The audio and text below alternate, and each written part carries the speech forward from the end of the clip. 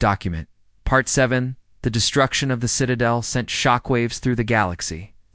For centuries, it had stood as a symbol of the Council's power, a fortress from which they ruled with an iron grip. Its ruins drifted silently in space, a testament to humanity's defiance and the fragility of tyranny. But even as the team aboard the Pegasus celebrated their victory, they knew the fight was far from over. As the shuttle docked with the starship, Ethan greeted Claire, Laura, and Nathan with a mixture of relief and pride. "You did it," he said, his voice low but filled with admiration. "The Citadel is gone." Claire smirked, brushing dust off her uniform. "Told you we could handle it." Laura managed a weak smile, though exhaustion lingered in her eyes. "We couldn't have done it without everyone working together." Nathan nodded, his expression thoughtful. "This isn't just our victory. It belongs to everyone who's ever fought against the Council." Mia rushed to meet them, her face pale but determined. "We need to leave now. The Council's reinforcements are already on the way." Ethan didn't waste time. He turned back toward the cockpit, issuing orders over the comms. "All hands prepare for immediate departure. We've got incoming hostiles." The crew scrambled to their stations, the hum of activity filling the ship as engines roared to life. The Pegasus surged forward, leaving the wreckage of the Citadel behind. Behind them, Council warships emerged from hyperspace, their weapons glowing ominously as they prepared to give chase. "They're faster than us," Mia warned, her fingers flying across the console. "They get too close, we won't be able to outrun them, and we'll have to outsmart them," Ethan replied, his tone resolute. He glanced at Claire. "Think you can rig something up?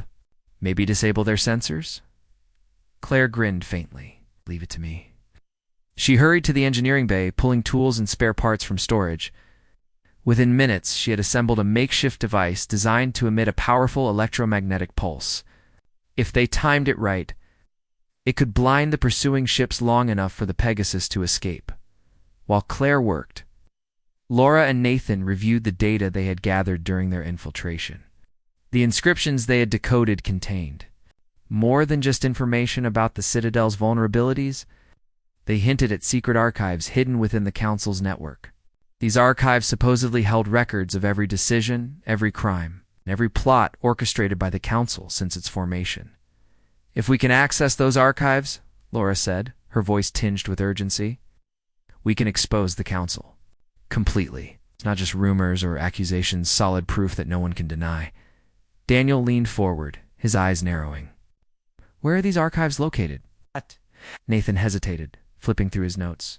"According to the inscriptions, they're stored in a secure facility, deep within Council-controlled territory, a place called the Vault."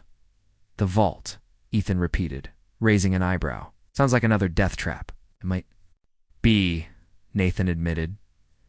"But if we can get inside, we'll have everything we need to bring the Council down for good." Before they could discuss further, alarms blared throughout the ship. The Council's forces were closing in, their weapons locking onto the Pegasus. Ethan tightened his grip on the controls, swerving to avoid incoming fire. Explosions rocked the ship, sending sparks flying and forcing the crew to brace themselves. "Claire!" Ethan shouted. "How's that?" "EMP coming along." She called back, her voice strained. Seconds later, she appeared in the cockpit holding the device. "Fire this into their formation. Should knock out their systems temporarily." Ethan nodded, taking the device and attaching it to a missile launcher. With precision timing, he fired the EMP directly into the heart of the enemy fleet. A burst of energy rippled outward, engulfing the Council ships in a blinding flash. Their engines sputtered, their weapons fell silent, and their sensor arrays went dark. "We've got a window," Ethan announced, pushing the Pegasus to maximum speed. The ship shot forward, slipping past the disabled vessels and disappearing into the void. Once they were safely out of range, the crew took a moment to regroup. The adrenaline began to fade, replaced by a mix of relief and unease. They had struck a major blow against the Council, but the cost of their actions was becoming clearer with each passing hour. President Monroe contacted the team via encrypted channel, her expression grave. "Council's mobilizing everything. They have entire fleets are heading toward Earth. If we don't act quickly, they'll overwhelm us." Ethan frowned. "Can't take them head on. Not yet." allies and we need to hit them where it hurts most. Monroe nodded. That's why I'm authorizing a new mission. Locate the vault and retrieve the archives. If we can broadcast that information to the galaxy, we'll shatter whatever loyalty the Council still has. Laura spoke up, her voice steady, despite the weight of the task ahead. We know where to start. The inscriptions mentioned coordinates near the edge of Council territory. If we move fast, we might be able to find it before they realize what we're doing. Ethan glanced at the others, gauging their reactions. Claire shrugged, her usual sarcasm softened by resolve. Guess we're not done playing heroes, just yet, Nathan added quietly. It's risky, but it's our best shot. If we pull this off, we'll have the proof we need to turn the tide. With little time to waste, the team prepared for their next mission. Mia worked tirelessly to repair the damage sustained during their escape, reinforcing the ship's shields and recalibrating its cloaking device. Ethan plotted a course for the coordinates provided by Nathan, steering clear of known patrol routes. Lara and Daniel reviewed the inscriptions once more, searching for any clues that might help them navigate the vault's defenses. As they approached the designated location, the Pegasus entered a dense nebula, its swirling clouds masking their presence. The crew scanned the area cautiously, knowing that the Council often used such regions to hide sensitive operations. Finally, Mia spotted something, a massive structure concealed beneath layers of rock and gas. That's it, she said, pointing to the screen. The vault. The structure was unlike anything they had seen before. Surface was jagged and uneven, resembling a natural asteroid rather than a man-made facility. Only upon closer inspection did the true nature of the vault become apparent. Reinforced walls, hidden turrets, and advanced shielding systems designed to repel intruders. This is going to be tricky, Ethan muttered, studying the scans. Even with the cloaking device, getting inside won't be easy. Claire stepped forward, her confidence unwavering. Let me handle it. I'll slip in through the maintenance tunnels. You guys stay close in case things go south. Ethan hesitated but eventually nodded. All right, but be careful. If they catch you, they won't, Claire interrupted, her tone firm. She grabbed her gear and headed for the airlock, disappearing into the nebula moments later. Inside the vault, Claire moved with practiced stealth, avoiding patrols and disabling security systems as she made her way deeper into the facility. The corridors were eerily quiet, illuminated only by dim red lights that cast long shadows across the walls. Every step felt like walking a tightrope, the slightest mistake spelling disaster. Finally, she reached the central chamber, vast room filled with servers and terminals humming with activity. At the center stood a single terminal, its screen glowing brightly. Claire approached cautiously, connecting her device to download the archives. This is it, she whispered to herself. Everything we need. But as the data transfer began, alarms blared to life, echoing through the chamber. Guards poured into the room, their weapons trained on her. Claire reacted instantly, firing a series of shots to create cover as she ducked behind a console. Her comms crackled to life, Ethan's voice cutting through the chaos. Claire, we're coming in hot. Hold your position. I'm not going anywhere, she replied, reloading her weapon. Just hurry. Outside. Ethan led the Pegasus into battle. Drawing the Council's forces away from the vault, explosions lit up the nebula as the ship engaged enemy fighters, buying precious time for Claire to finish the download. Inside, Laura and Nathan raced to her side, providing covering fire as she completed the transfer. We've got it, Claire shouted, clutching the data drive tightly. Let's get out of here. The team retreated swiftly, fighting their way back to the Pegasus. As they boarded the ship, Ethan wasted no time, launching into hyperspace just as Council reinforcements arrived. Back aboard the Pegasus, the crew gathered in the briefing room, the data drive resting on the table. Between them, Laura inserted it into a terminal, her hands trembling slightly as she accessed the files. What they saw left them speechless. Decades of corruption, oppression, and genocide laid bare for all to see. This changes everything, Daniel said. Finally, his voice barely above a whisper. It proves what we've always suspected, Laura added, her eyes shining with determination. The Council doesn't represent justice, it represents fear. For the first time since the mission began, there was a glimmer of hope. The evidence they had uncovered would expose the Council for what it truly was, a tyrannical regime masquerading as a force for peace. With that knowledge, the galaxy would rise up not just against the Council, but for a future free from oppression. The road ahead would be dangerous, but the team was ready. Together, they would fight. Document. Part 1 in the year 2347. Humanity had reached a milestone that once seemed like nothing more than a distant dream. For centuries, Earth's people had looked up at the stars and wondered if they were alone. Now, not only had they discovered countless alien civilizations scattered across the galaxy, but they had also formed alliances with many of them. It was an age of exploration, cooperation, progressor, so it seemed on the surface, the Galactic Council. A powerful governing body made up of representatives from dozens of species acted as the mediator for interstellar relations. Role was to ensure peace, fairness, and balance among all intelligent life forms. Humanity, despite being one of the newer members of this galactic community, quickly earned respect for its resourcefulness and determination. Delegates from Earth worked tirelessly to prove that humans could be trusted partners in building a better future for everyone.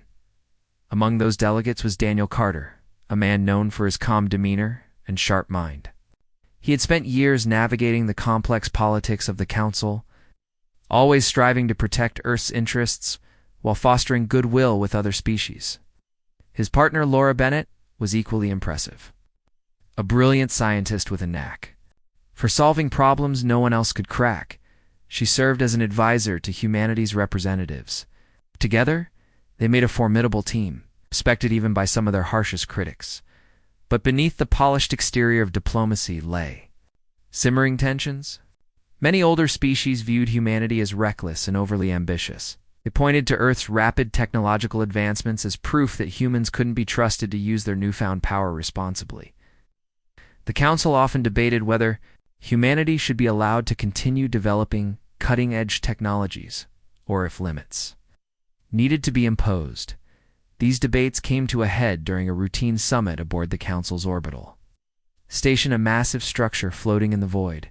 Between stars, representatives from every member species gathered there to discuss trade agreements, resource allocation, and other pressing matters. Daniel and Laura arrived hopeful, believing they could address the concerns raised about Earth's recent activities. The meeting began peacefully enough. Species after species presented reports on their progress and challenges.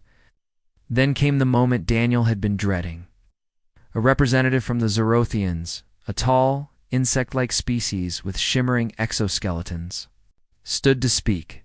Their ambassador accused humanity of violating trade agreements by secretly stockpiling advanced technology instead of sharing it openly with the rest of the galaxy. Daniel immediately rose to defend Earth. "This accusation is baseless," he said firmly, his voice steady despite the weight of the situation. "We have followed every regulation set forth by the Council. If there are doubts about our compliance, we welcome an investigation."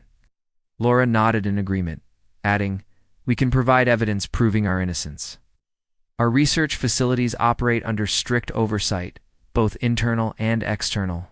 The Zerothian ambassador wasn't swayed. Neither were several others who joined the chorus of criticism. One by one, representatives voiced their suspicions, painting humanity as a threat to galactic stability.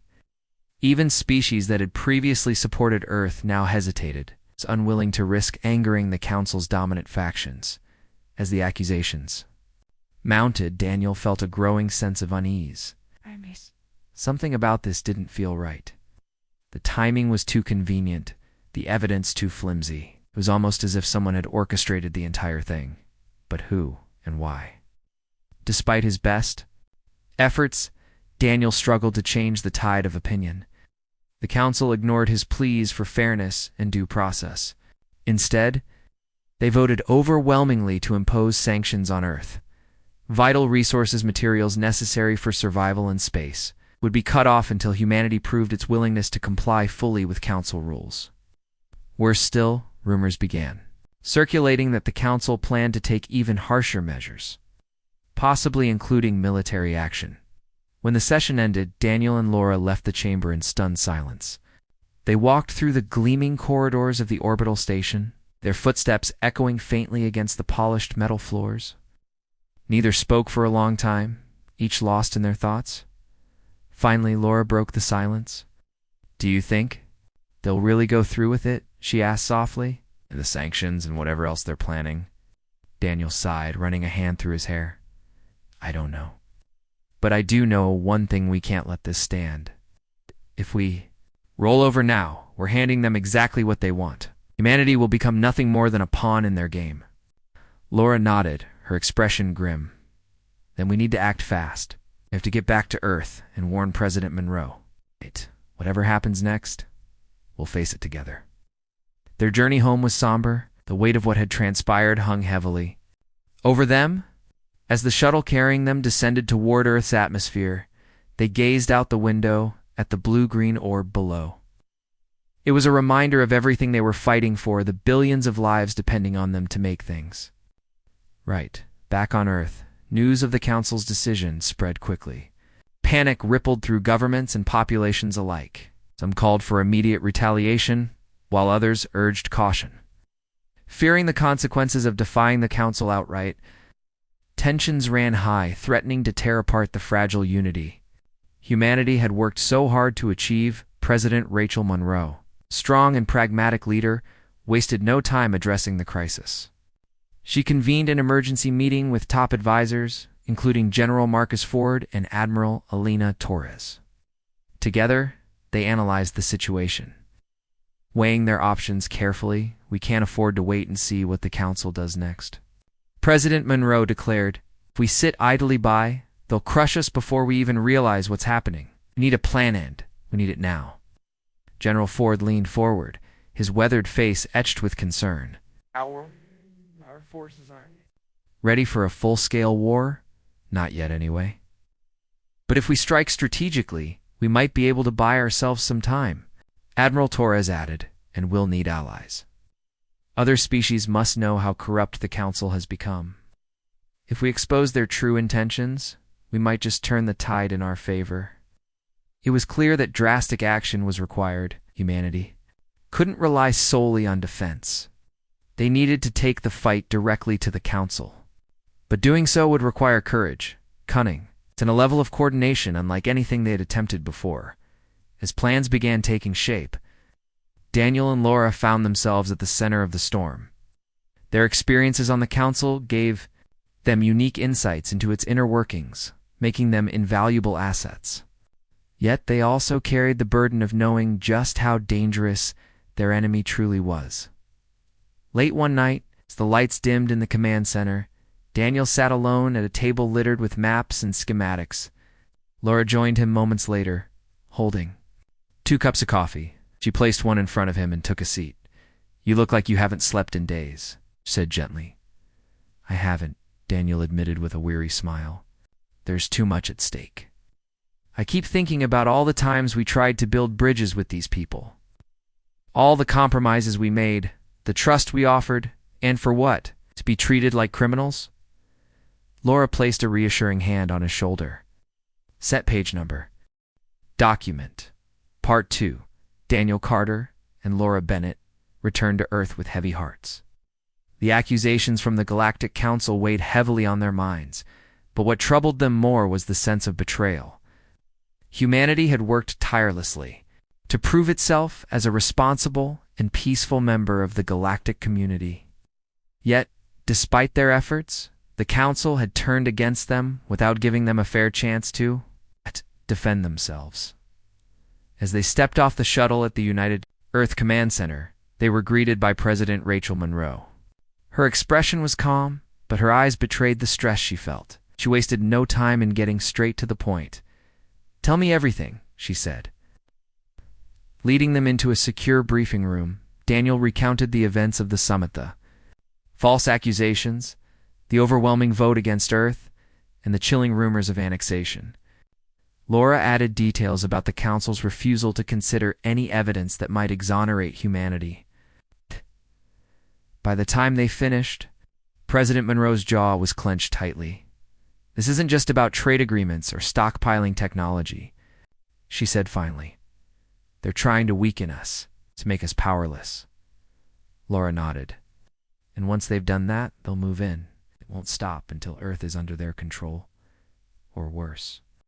The implications of what they were saying hung in the air like a storm cloud. Everyone in the room understood the stakes. If the Council succeeded in isolating Earth, it would leave humanity vulnerable, not just to economic collapse, but to military invasion. But there was something else gnawing at Daniel, something he hadn't fully articulated yet. "They're not acting alone," he said quietly. "Someone orchestrated this. Someone fed them lies about us. I don't think the entire Council believes those accusations they're being manipulated." President Monroe raised an eyebrow. "You're suggesting there's a faction within the Council working against us?" "It makes sense," Laura chimed in. "Think about it. Why now? Why push so hard when we've been cooperative all along?"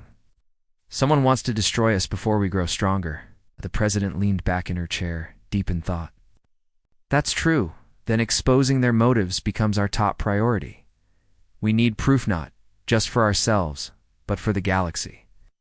Other species must know what's really going on." While the leaders of Earth strategized, the Council's influence began seeping into human society.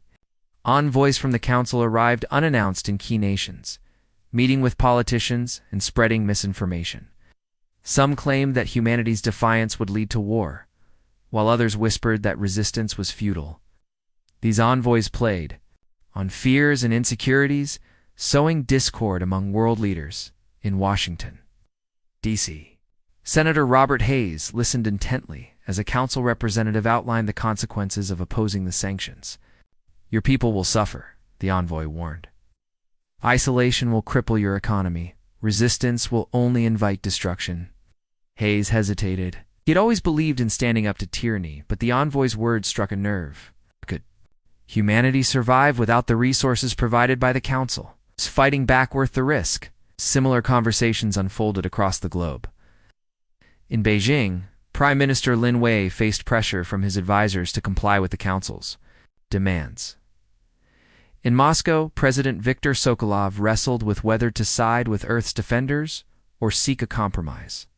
Even in smaller nations, leaders grappled with the same dilemma: fight or surrender. Amid this chaos, Captain Ryan Ellis stood watch aboard the starship Pegasus. Stationed near the edge of Earth's solar system, the ship served as both a guardian and a scout. Its crew monitored traffic in and out of Council-controlled space, keeping tabs on any unusual activity. One evening, as Ryan reviewed routine scans, something caught his eye. A faint signal, almost imperceptible, drifted through the void. At first glance, it appeared to be nothing more than static. But upon closer inspection, Ryan realized it was encrypted, a deliberate attempt to hide its contents. "Mia." He called over his shoulder to his communications officer. "Take a look at this." Mia Dawson, a young engineer with a knack for decoding complex systems, quickly joined him.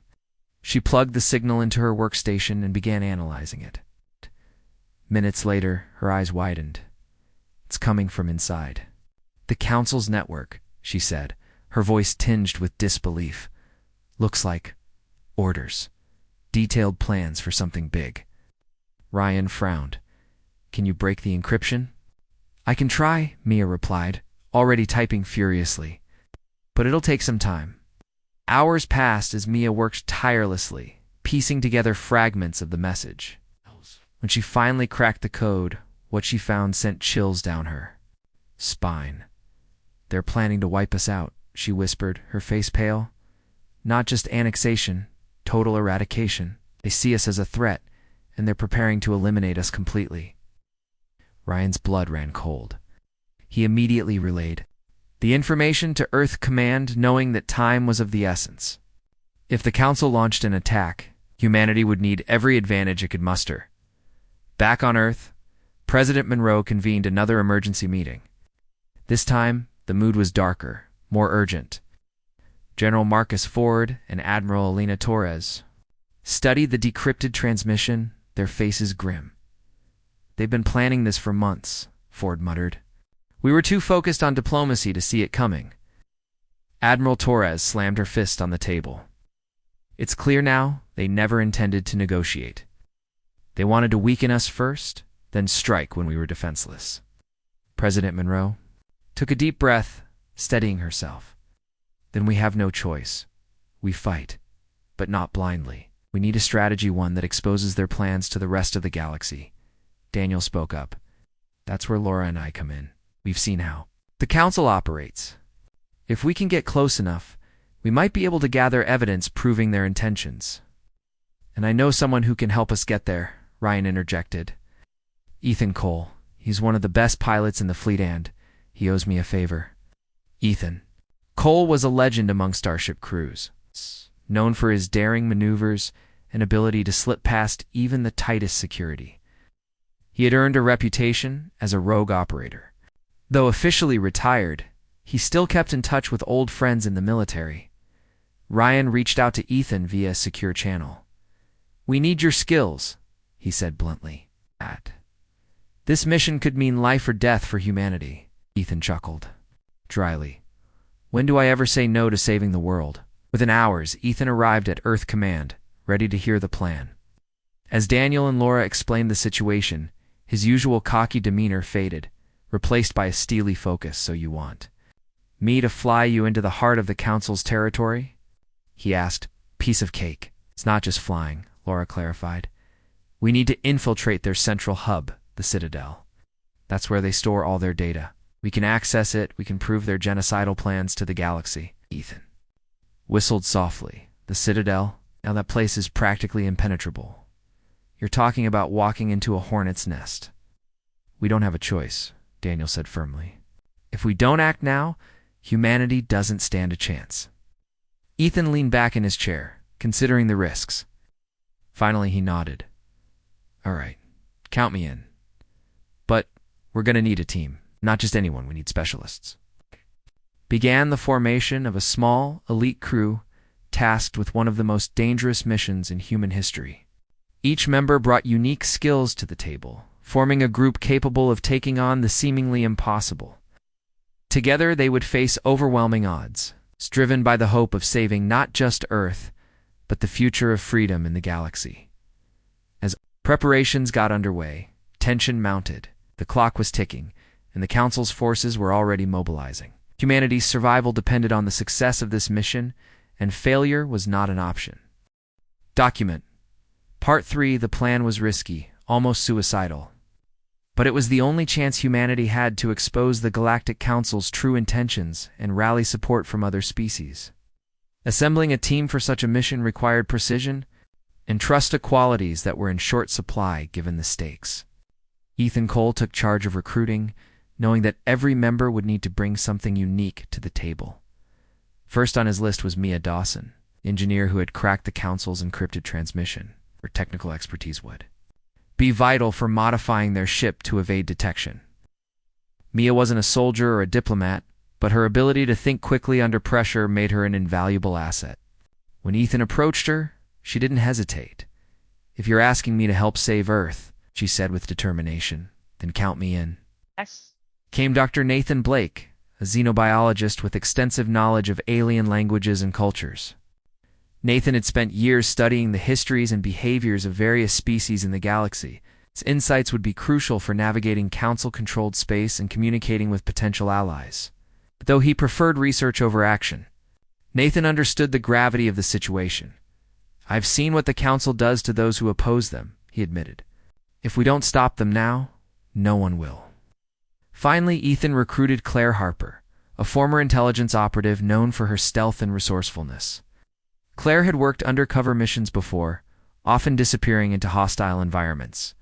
Without leaving a trace, her skills would be essential for infiltrating the Citadel and avoiding detection once inside. Despite her calm exterior, Claire carried a fierce loyalty to humanity and a personal vendetta against the Council. They destroyed my homeworld. She confessed quietly when Ethan asked her to join. I've waited years for a chance like this.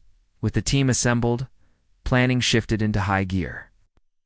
Lara Bennett outlined the mission objectives: infiltrate the Citadel, locate the Council's central data core, and upload incriminating evidence to the Galactic Network. Once the truth was exposed, I hoped it would spark outrage among oppressed species and turn the tide in humanity's favor. But getting to the Citadel wouldn't be easy. It was located deep within Council territory, surrounded by heavily armed patrols and advanced surveillance systems. Even reaching its outer perimeter undetected seemed impossible. That's where Mia stepped in, using schematics provided by Earth Command. Mia began retrofitting the Pegasus, a sleek starship designed for speed and agility. She installed cloaking technology scavenged from captured Council vessels, along with enhanced shielding to withstand enemy fire. Every modification pushed the ship's systems to their limits. But Mia refused to compromise. "We can't afford to fail," she told the team during one late-night brainstorming session. "This ship has to get us there and back no matter what." As Mia worked on the ship, Nathan studied the layout of the Citadel. The structure itself was massive, resembling a fortress floating in the void of space. Its walls bristled with weapons turrets, and its corridors were patrolled by elite security forces. Access to the data core required bypassing multiple layers of encryption and physical defenses. "It's not just a building," Nathan explained. "It's a labyrinth. One wrong move, and we'll be trapped." Claire listened intently, committing every detail to memory. She knew her role would involve creating diversions and keeping the team safe, while Laura and Nathan accessed the core. For someone used to working alone, trusting others didn't come naturally to her, but she recognized the importance of teamwork. "In this mission, just make sure you're ready when I give the signal," she warned. "I won't wait around if things go south." Meanwhile, Daniel Carter focused on preparing the evidence they planned to broadcast, using data collected from intercepted transmissions and Council records. He pieced together a damning narrative of corruption, oppression, and genocide. The final product was a file small enough to transmit quickly, but powerful enough to shake the foundation of the Council's authority. "This isn't just about saving ourselves," Daniel reminded the team. "It's about giving a voice to everyone who suffered under their rule." Despite their preparations, doubts lingered. The risks were enormous, and failure meant certain death not just for the team, but for humanity itself. General Marcus Ford voiced these concerns during a briefing with President Monroe.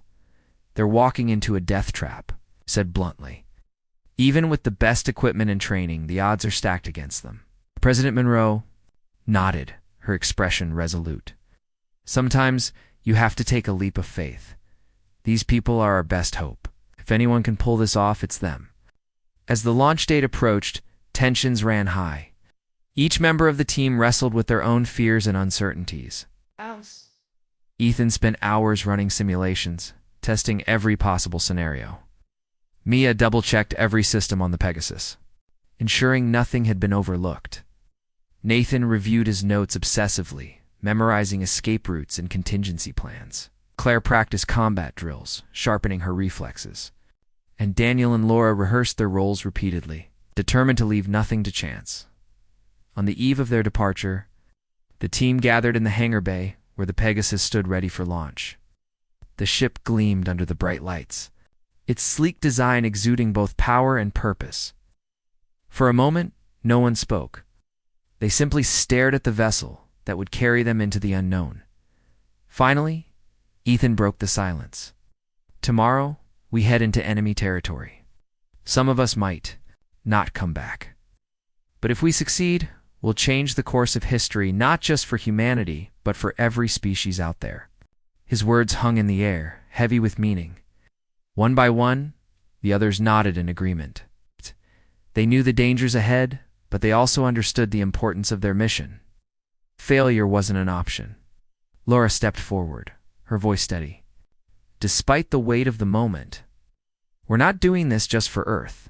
We're doing it for everyone who's ever been silenced, oppressed, or erased by the Council.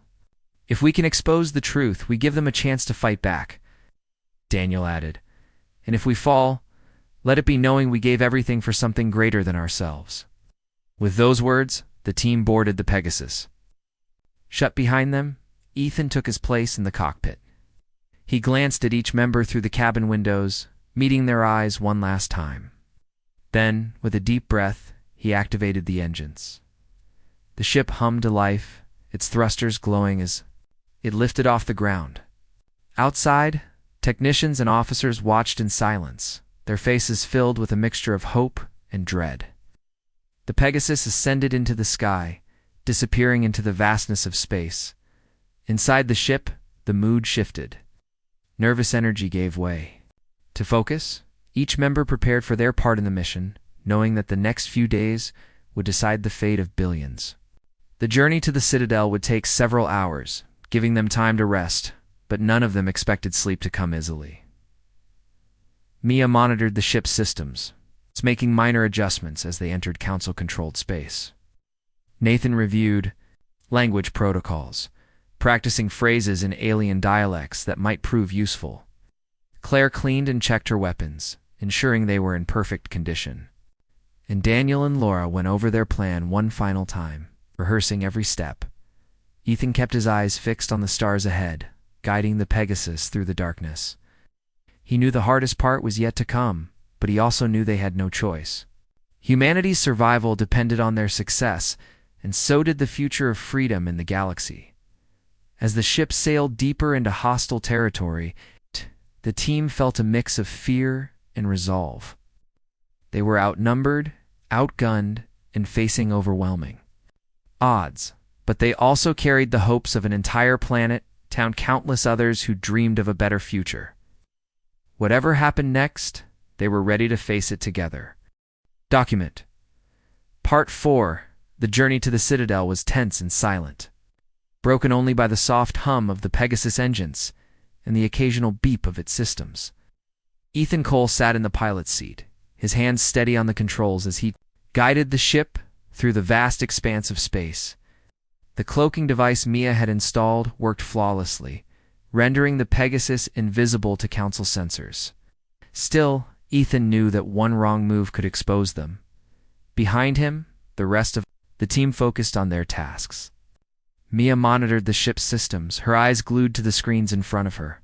Every now and then, she adjusted settings or rerouted power to ensure the cloaking device remained stable. Nathan studied maps of the Citadel, whispering alien phrases under his breath to keep them fresh in his mind. Claire cleaned her weapons quietly, her movements precise and deliberate. Daniel and Laura reviewed their plan again and again, rehearsing every detail until they could recite it in their sleep. Hours passed as the Pegasus approached the edge of Council-controlled space.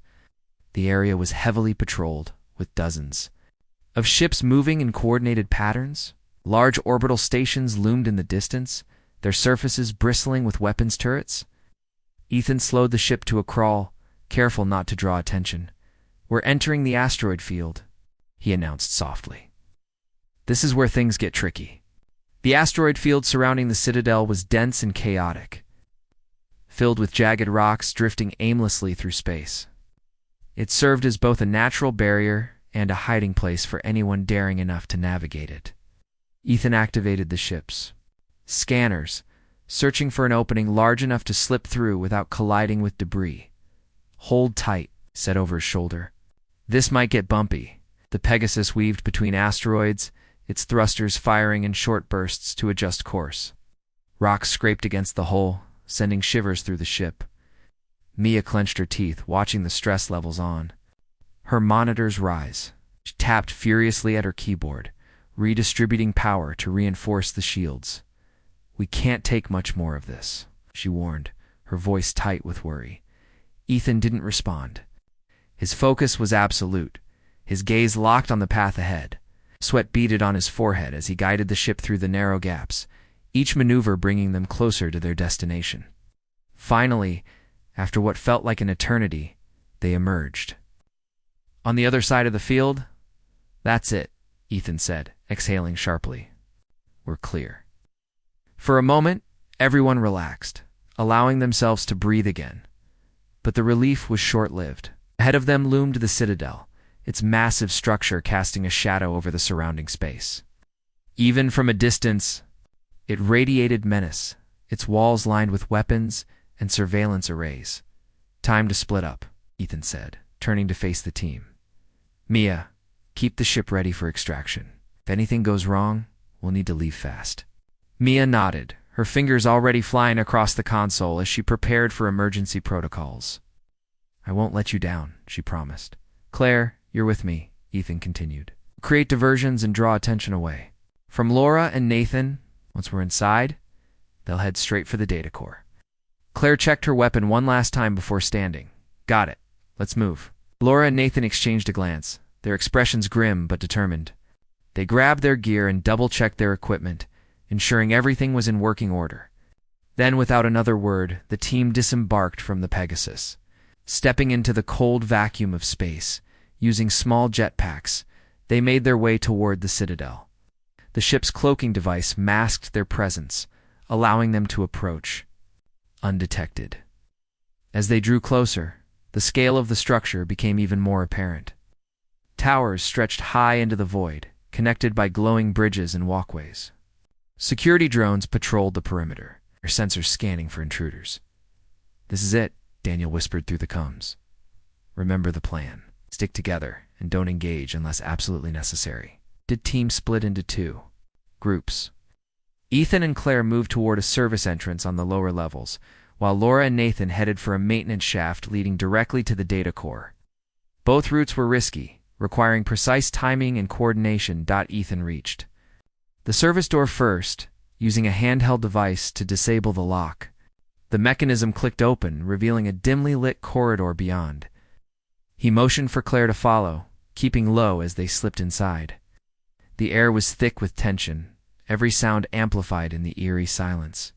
They'll notice us soon, Claire murmured. We need to make some noise. Ethan smirked. Leave that to me. He pulled out a small explosive charge and planted it near a junction box on the wall. With a quick tap on his wrist console, the charge detonated, creating a controlled explosion that disabled several security cameras and triggered alarms.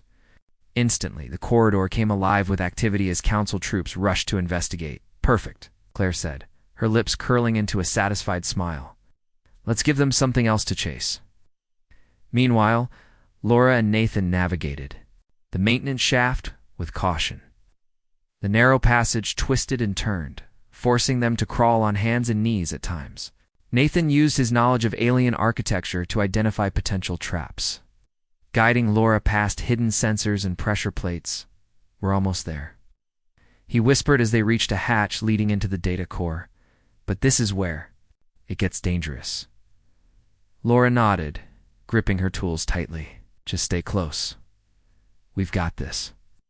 They opened the hatch carefully, slipping into the heart of the Citadel. The room was massive, filled with rows of servers and glowing terminals. A single guard stood watch near the main console, oblivious to their presence. Laura gestured for Nathan to stay back while she crept forward, her movements silent and deliberate. Reaching the guard, she struck quickly, disabling him with a precise blow to the neck. He collapsed without a sound, leaving the room empty save for the hum of machinery. Laura immediately set to work, connecting her device to the central terminal. How long will this take? Nathan asked nervously, keeping watch at the doorway. Not long, Laura replied, her fingers flying across the keyboard. But we need to hurry. The longer we're here, the higher the chances of getting caught. Back in the corridors, Ethan and Claire continued their game of cat and mouse with council forces. Using improvised distractions, false signals, and clever misdirection, they kept the enemy off balance, buying precious time for Laura and Nathan. There. On to us, Claire said suddenly, spotting a group of soldiers closing in. We need to fall back. Ethan nodded, firing a smoke grenade to obscure their retreat. Let's go. As they regrouped near the maintenance shaft, they received a message from Laura. We're done. Data upload complete. Get back to the ship. Ethan grinned despite the chaos around them. Copy that. See you at the rendezvous point. The team moved swiftly, retracing their steps through the Citadel. Council forces pursued relentlessly, forcing them to rely on speed and teamwork to evade capture. Claire covered their backs, taking down enemies with deadly accuracy whenever they got too close. Finally, they reached the Pegasus, where Mia waited anxiously. Hurry, she urged, prepping the engines for launch. One by one, the team boarded the ship. As the hatch sealed shut, Ethan took his seat in the cockpit and ignited the thrusters. The Pegasus surged forward, breaking free of the Citadel's gravitational pull just as Council fighters closed in. "We did it," Laura said breathlessly, collapsing into a chair. "The evidence is out there now. Everyone will know the truth." Nathan nodded, exhaustion etched on his face. "And once they do, the Council's reign will crumble." Ethan guided the ship into hyperspace, leaving the Citadel far behind. For the first time since the mission began, the team allowed themselves to relax. They had faced overwhelming odds and succeeded not just for humanity, but for all those who had suffered under the Council's tyranny. But even as they celebrated their victory, they knew the fight was far from over. The Council would retaliate, and the galaxy would erupt into chaos. Yet for now, they took solace in knowing they had struck a blow for justice, a spark of hope in the darkness. As the Pegasus sailed through the stars, the team shared a quiet moment of camaraderie. They had risked everything, and though the road ahead remained uncertain, they faced it together. Whatever happened next, they were ready. Document. Part 5. The Pegasus raced through the void of space, its engines humming with urgency as Ethan pushed the ship to its limits. Behind them, the Citadel grew smaller and smaller until it disappeared entirely from view. For a moment, the team allowed themselves to breathe easier. They had made it out alive, something none of them had been entirely sure would happen, but their relief was short-lived. The Council's forces were already mobilizing, sending out squadrons of fighters and patrol ships in pursuit. Alarms blared across the Pegasus cockpit as Mia monitored the scanners, her fingers flying over the controls. "They're coming," she said sharply, her voice tinged with panic. Multiple bogies closing fast. Ethan tightened his grip. On the controls, his jaw clenched. "How long until we hit hyperspace?" 30 seconds, Mia replied, her eyes glued to the screen. "Maybe less if I can reroute more power to the engines." Claire leaned forward, gripping the back of Ethan's seat. "We don't have 30 seconds. They'll be on us before then. Then we fight," Ethan said firmly. He glanced at Claire, who nodded without hesitation. She grabbed a rifle from the storage compartment and moved to the rear hatch, where she could fire on their pursuers. Laura and Nathan strapped themselves into their seats, bracing for impact. The tension in the cabin was palpable, every heartbeat echoing like thunder. Laura gripped the armrests tightly, her knuckles white. Nathan muttered under his breath, his words indistinct but clearly meant to steady himself. Mia continued working furiously, rerouting energy from non-essential systems to boost the ship's speed. 20 seconds to hyperspace, she called. Out. Her voice strained but focused. The first wave of Council fighters arrived moments later, their sleek vessels darting around the Pegasus like predators circling prey. Bright streaks of energy lanced through space as they opened fire, shaking the ship violently. Ethan swerved and rolled, dodging blasts while trying to keep the Pegasus intact.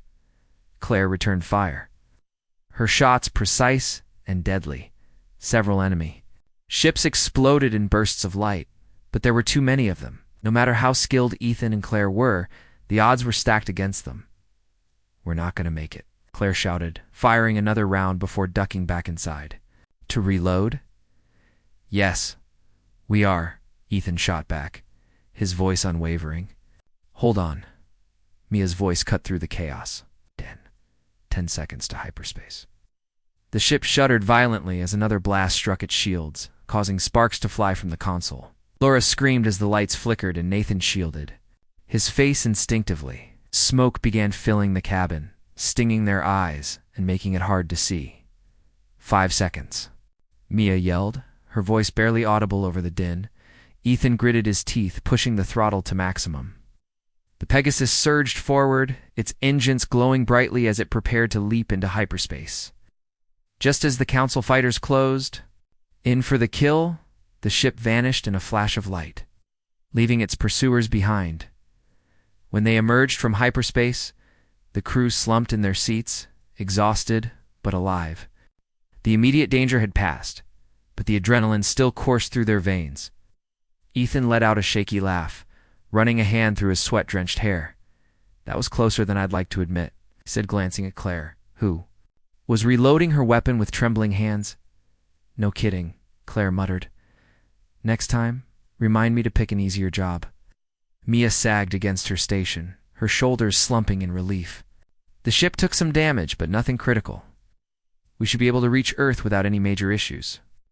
Laura and Nathan exchanged a glance, both silently acknowledging how close they had come to failure. Laura reached out and touched Nathan's arm lightly, offering a small smile that he returned weakly. "We did it," Daniel said, finally breaking the silence. His voice was calm but carried a note of pride. "The evidence is out there now. It's only a matter of time before the truth spreads." Nathan nodded slowly. "And when it does, the Council will lose whatever legitimacy it has left. Other species won't stand for this kind of tyranny." As the initial shock wore off, the team began assessing their situation. Mia ran diagnostics on the ship, patching up damaged systems and ensuring everything was functioning properly. Claire cleaned her weapons meticulously, her movements slow and deliberate as she processed what had just happened. Ethan leaned back in his seat, staring out at the stars. Lost in thought, Laura approached him cautiously, placing a hand on his shoulder. "Are you okay?" Ethan glanced at her, forcing a grin, just thinking about how crazy all of this is.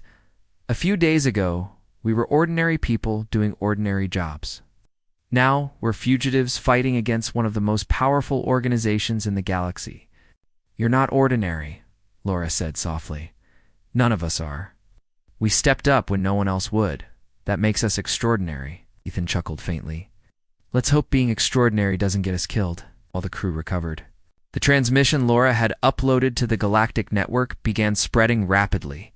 Species across the galaxy received the message, watching in stunned silence as the Council's atrocities were laid bare. Footage of destroyed civilizations, suppressed rebellions, and secret annexation plans shocked viewers everywhere. The scale of the Council's corruption was staggering. And outrage quickly turned into action. On distant planets, protests erupted outside Council embassies. Crowds chanted slogans demanding justice, holding signs that read "Expose the truth." An asterisk, "No more lies." Some species organized boycotts of Council-controlled trade routes, crippling the organization's economic power.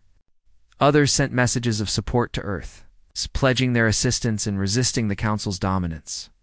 Even within the Council itself, cracks began to form. Dissenting voices emerged among member species, questioning the leadership's motives and methods. Factions that had once been loyal started distancing themselves. Fearful of being associated with such blatant oppression, back on the Pegasus, the team monitored these developments with cautious optimism. Daniel scrolled through reports of unrest, his expression thoughtful. "It's working," he said quietly. "People are waking up." "But the Council isn't going to take this lying down," Ethan reminded him. "If anything, they'll hit back harder. And when they do, we need to be ready." Was right. Even as the galaxy rallied against the Council, its leaders scrambled to regain control. Emergency sessions were held aboard the Citadel, with high-ranking officials devising strategies to counteract the backlash. Propaganda campaigns were launched, attempting to discredit the leaked information as fabricated lies spread by humanity. Reinforcements were dispatched to key locations, preparing for potential uprisings. Meanwhile, Pegasus continued its journey toward Earth. Along the way, they encountered remnants of other civilizations destroyed by the Council's policies. These encounters served as sobering reminders of what was at stake. One such encounter occurred when the ship detected a derelict vessel drifting near their path. Curious, Ethan decided to investigate. As they boarded the abandoned ship, the team discovered haunting evidence of its final moments. Logs revealed that the crew had been attacked by Council forces, their pleas for mercy ignored as their ship was systematically dismantled. Nathan translated ancient inscriptions etched into the walls of the derelict vessel, warning future travelers of the Council's cruelty. "This wasn't just an attack," he said somberly. "It was extermination. We wanted to erase this species completely." Claire examined the wreckage silently, her expression grim. "And they'll do the same to us if we give them the chance." The discovery hardened the team's resolve. Each member understood that failure was not an option not just for humanity, but for all those who had suffered under the Council's rule. Their mission had become something greater than themselves, a beacon of hope in a galaxy drowning in fear. As they returned to the Pegasus, Ethan addressed the group. "We've seen what happens when good people stay silent. We can't let that happen again. Whatever comes next, we face it together." The others nodded, their determination renewed.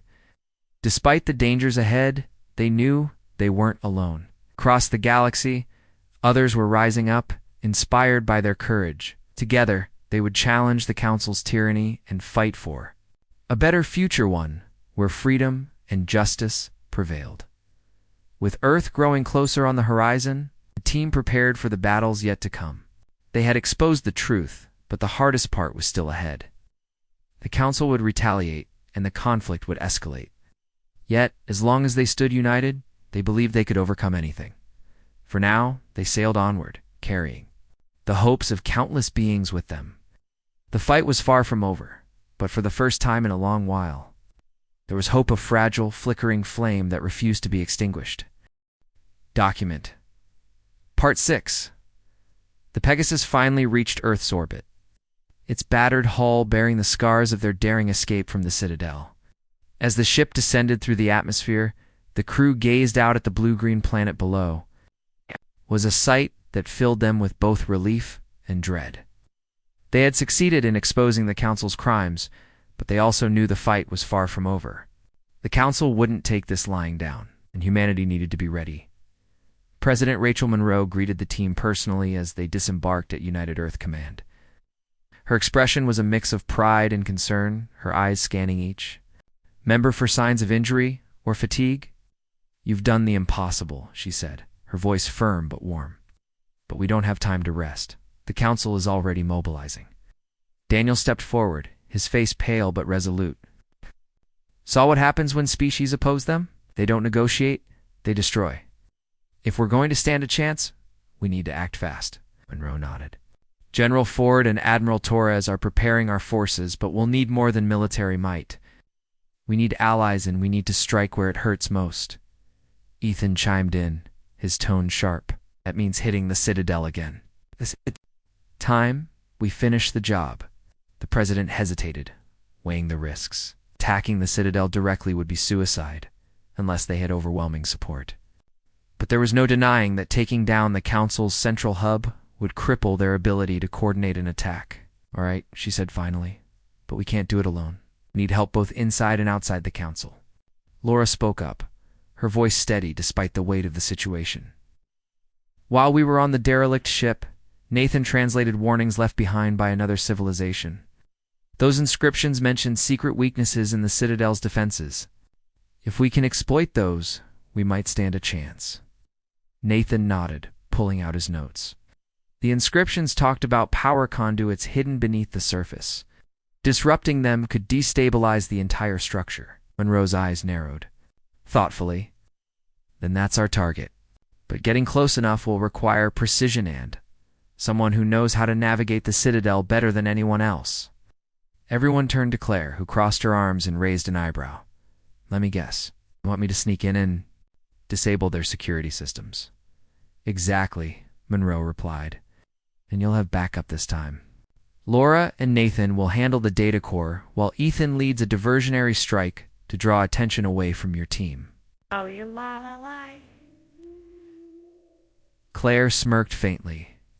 "Just make sure your distractions are loud enough to keep them busy." Preparations began. Immediately, Earth Command transformed into a hive of activity, with technicians, strategists, and soldiers working around the clock to ready the fleet for battle.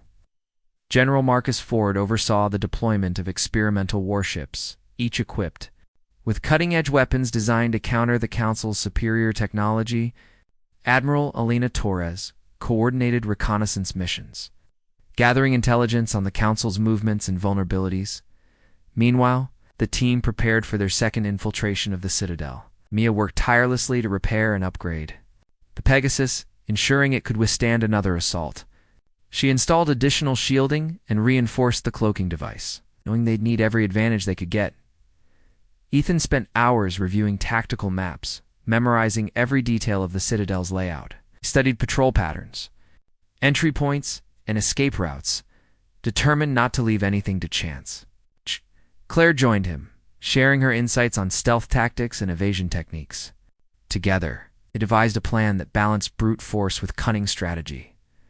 Laura and Nathan focused on decoding the inscriptions further, piecing together clues about the power conduits' locations.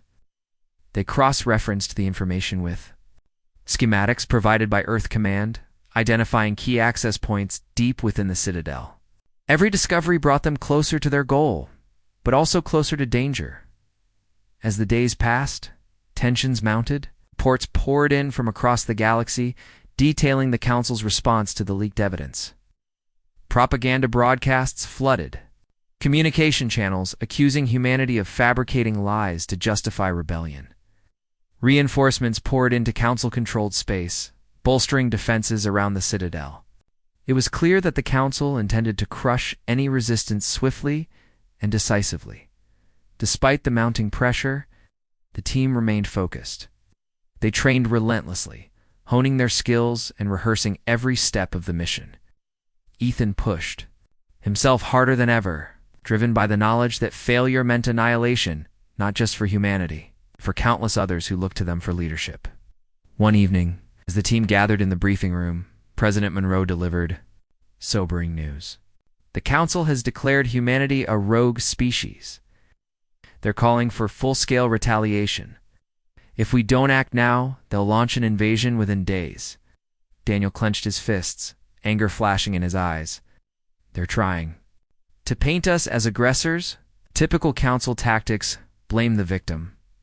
Monroe nodded grimly, which is why we need to hit them hard and fast. Strike at the heart of their power before they can regroup. The final plan came together quickly. Ethan would lead a squadron of fighters directly toward the Citadel, drawing the Council's forces into a trap. Meanwhile, Claire, Laura, Kay, and Nathan would infiltrate the structure using a stolen Council shuttle, blending in with maintenance crews to reach the power conduits. Once inside, they would plant explosives to destabilize the Citadel's core. Mia stayed behind to monitor communications and provide support from the Pegasus. Her role was crucial. Without her coordination, the team risked being cut off behind enemy lines. Though she hated staying out of the action, she understood the importance of her position. On the eve of the mission, the team gathered one last time in the hangar bay. The air was thick with tension, each member lost in their thoughts. Finally, Ethan broke the silence. Tomorrow, we go back to the Citadel. Some of us might not come back, but if we succeed, we'll change everything, not just for humanity, but for everyone. Claire stepped forward, her usual sarcasm replaced by quiet determination. If anyone gets in our way, they'll regret it, Laura added softly. We're doing this for everyone who's ever been silenced, for every life they've taken. Nodded, his voice steady, for every future they've tried to destroy. With those words, the team boarded the ships assigned to their mission. Ethan climbed into the cockpit of his fighter, his hands gripping the controls tightly. Claire. Laura and Nathan settled into the stolen Council shuttle, disguising themselves in uniforms scavenged from captured vessels. Mia took her place aboard the Pegasus, her fingers poised over the comms console as the countdown began. The hangar doors opened, revealing the vast expanse of space beyond. One by one, the ships launched, disappearing into the darkness. Oh. Destination loomed ahead, the Citadel, a fortress of oppression and tyranny. Tonight, it would become the stage for humanity's greatest gamble. Reaching the Citadel required careful maneuvering. Ethan led the squadron in a wide arc, keeping just outside the range of detection until the last possible moment. Monday. Finally engaged, the skies erupted in chaos. Bright streaks of energy lit up the void as Council fighters swarmed to intercept them. Ethan's voice crackled over the comms, calm but commanding.